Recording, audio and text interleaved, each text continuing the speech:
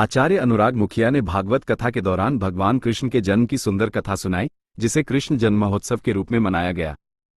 उन्होंने बाल कृष्ण की लीलाओं और उनके दिव्य गुणों का वर्णन किया, जिससे श्रोता भक्ति और आनंद से भर गए। इसके अतिरिक्त उन्होंने भागवत कथा के अन्य महत्वपूर्ण प्रसंगों की भी व्याख्या की, जिनमें धर्म, कर्म और मोक्ष जैसे विषयों पर प्रकाश डाला गया। उन्होंने जीवन के मूल्यों और आध्यात्मिक ज्ञान को सरल भाषा में समझाया, जिससे सभी श्रोताओं को यह आसानी से समझ में आ सके। मीडिया से बात करते हुए उन्होंने समसामयिक विषय पर भी अपनी राय व्यक्त की।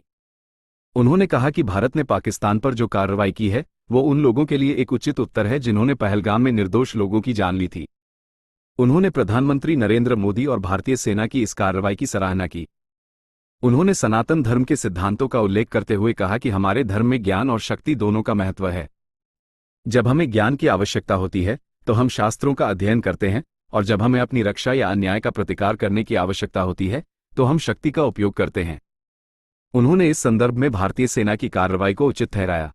कथा के आयोजन में सक्रिय भूमिका निभाने वाले संयोजक राजेश जोशी ने बताया कि कथा शुरू होने से पहले समाज के विभिन्न क्षेत्रों से आए गणमान्य व्यक्तियों ने व्यासपीठ पर भागवत जी की पूजा की।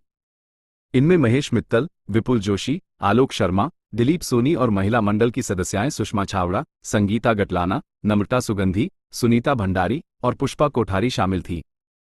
ये दर्शाता है कि इस धार्मिक आयोजन में समाज के सभी वर्गों के लोगों ने बढ़ चढ़कर हिस्सा लिया। इंदौर से योगेश दुबे की रिपोर्ट के अनुसार ये भागवत कथा न केवल एक धार्मिक आयोजन था बल्कि इसमें सामाजिक और राष्ट्रीय चेतना भी दिखाई दी। आचार्य अनुराग मुखिया ने अपनी कथा और विचारों से लोगों को धर्म के साथ साथ देश के प्रति भी जागरूक किया। क्या आप किसी विशेष पहलू के बारे में और अधिक जानना चाहेंगे?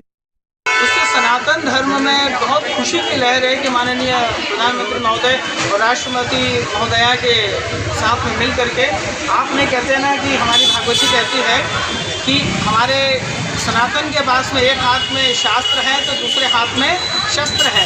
तो समय जब तक रहता है जब तक शास्त्र का प्रयोग करते हैं, और शास्त्र से अगर बात ना बने तो फिर सनातन की रक्षा करने के लिए हमें शस्त्र उठाना ही पड़ते हैं। और आज शस्त्र उठा करके माननीय प्रधानमंत्री महोदय ने इतना सुंदर संदेश दिया है कि जो निर्मम निर्दोष लोगों की जो वहाँ पर कायराना पूर्वक उनके साथ जीवन की हानि हुई है, आज उन सब के सिंदूर का बदला जिन्होंने अपने पति को खोया, जिन्होंने अपनी माताओं को खोया, तो उन सब का बदला माननीय प्रधानमंत्री महोदय ने सिंदूर के साथ शब्द का इस्तेमाल करके बहुत अच्छे तरीके से देश की जनता को एक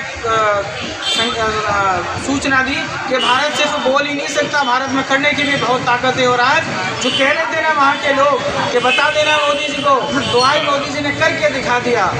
और इसी के साथ बस मैं सारे सनातनियों को यही कहना चाहूँगा कि हमेशा अपने सनातन के प्रति और अपने धर्म के प्रति आश्वस्त रहें और धर्म के प्रति समर्पित भाव से राष्ट्र हित में जितना प्रयास करते हैं उतना प्रयास करें। और आज का दिन वाकई में हमारे लिए बड़ा गौरवशाली दिन है कि कहते हैं कि हम तो रात में सोए थे और सुबह पता चला कि वहाँ तो दिवाली बन गई, हटा के कहीं और घूट गए। गुरुदेव, जो आप व्यासपीठ पर बैठे हैं वो सनातन धर्म और नारी शक्ति का जन समूह है। भारत के जो सैनिक लोग हैं, सैनिक जो देश के लिए लड़ाई लड़ रहे हैं, और उनके शहीद परिवारों को क्या संदेश देंगे? मैं यही कहना चाहूँगा कि वो कुछ साधारण सैनिक कहने को साधारण नहीं है, भगवान कृष्ण का ही प्रतिनिधित्व कर रहे हैं वो, क्योंकि हम यहाँ सुकून से सो रहे हैं किसके कारण कि वो रात भर वहाँ जग रहे हैं हमारी रक्षा के खातिर। और ये मिशन को पूरा करने में तो हमारे देश के सिपाहियों का ही सबसे बड़ा योगदान रहा है। और इस योजना को उन्होंने इतने युक्ति तरीके से अंजाम दिया है कि जितनी सराहना की जाए भारत के वीर जवानों की और वीर सैनिकों की उतनी कम है। मैं उनको भागवत जी की ओर से, मेरी व्यासपीठ की ओर से ऐसा प्रार्थना करता हूँ कि इन सैनिकों को खूब शक्ति प्राप्त हो, वो भारत के लिए और राष्ट्र के लिए और भारत माता की रक्षा के लिए सदैव तत्पर रहें। और उनके परिवार वालों को मैं कहूँगा कि मैं एक भगवान के अंश को जन्म दिया है, चाहे वो माँ हो, और पति भी अगर प्राप्त हुआ है किसी पत्नी को सैनिक के रूप में तो वो भगवान के रूप में प्राप्त हुआ है। और बिना सैनिक के, बिना वीर जवानों के हमारी सुरक्षा संभव नहीं है। आपका परिचय?